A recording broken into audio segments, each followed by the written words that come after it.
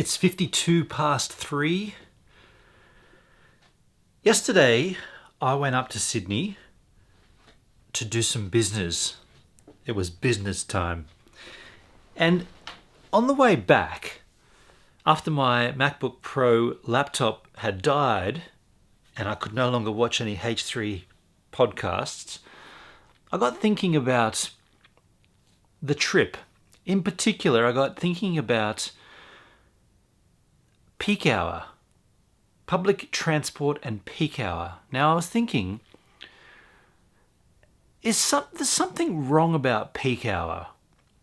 Now, bear with me. Let me just run you through this.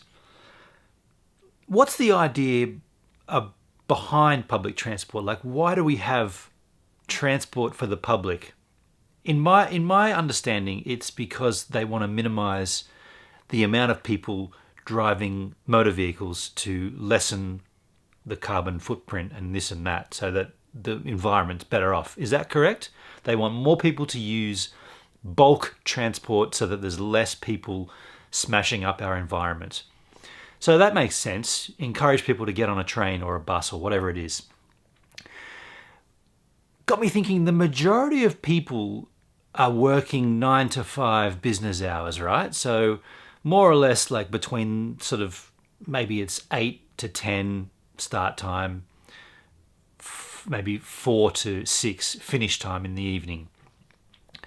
So if they want to encourage people to use public transport, why do we have this thing called peak hour where the prices for tickets are more expensive? Like, it doesn't compute in my mind. If more people use the service during these times that they call peak, shouldn't the price come down to encourage more people to use it? Is that an ill-conceived thought?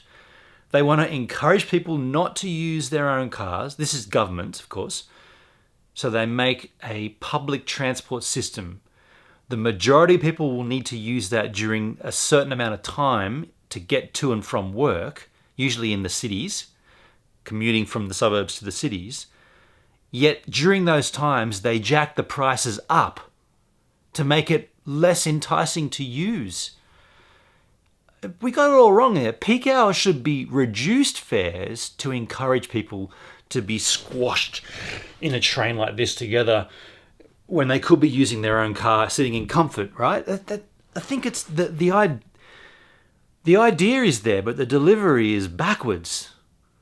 Here, we'll charge you more to do something you don't want to do, and the more of you that need to use it, we'll milk it and get more money from you.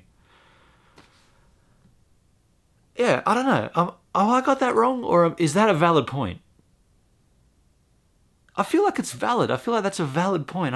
I'm sitting there thinking, we're all squashed on this train and we're paying more for it.